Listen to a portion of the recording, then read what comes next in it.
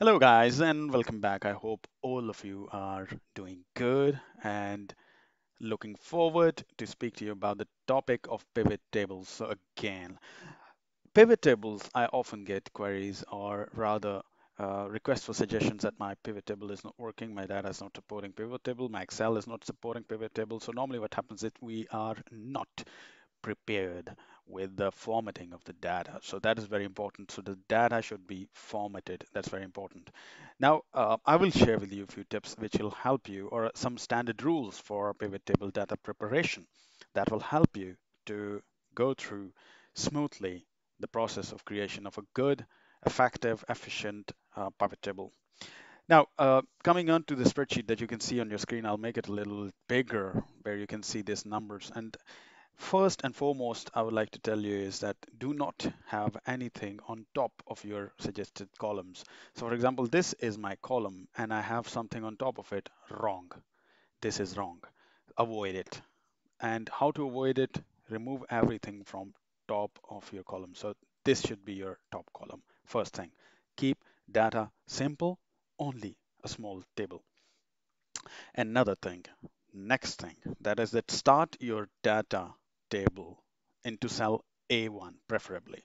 So the data table should be starting from A1. That is a preferable requirement. The third one is all columns must have a header field name. So every column should have a name. If I leave it empty, it makes no sense, honestly. So make sure you have a name here.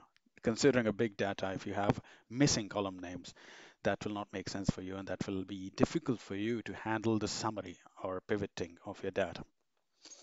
Fourth one, header titles should be unique. So for example, I put rather copy paste it here. Now I have two headers with the same name. Well, normally Excel, what it will do is it will duplicate the name. It will change with an underscore or put a 2 on the title, but that is not really what you want. And that is not how it should be technically.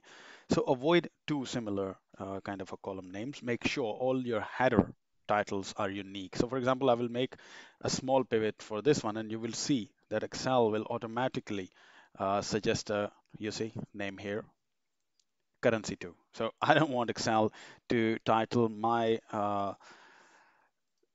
kind of data on its own.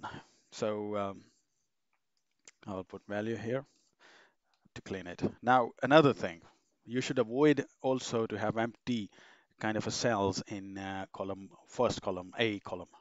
So avoiding blank cells in column A will help you with setting up dynamic range or the named ranges, and avoiding blank cells in the data field will also help you to select the correct summary function. So this is something I will call it is not mandatory, it is preferable.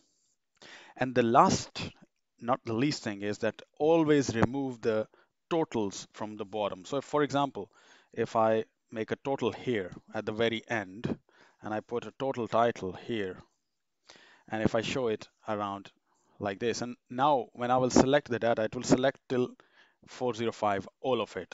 So this means we will have a duplication of the data.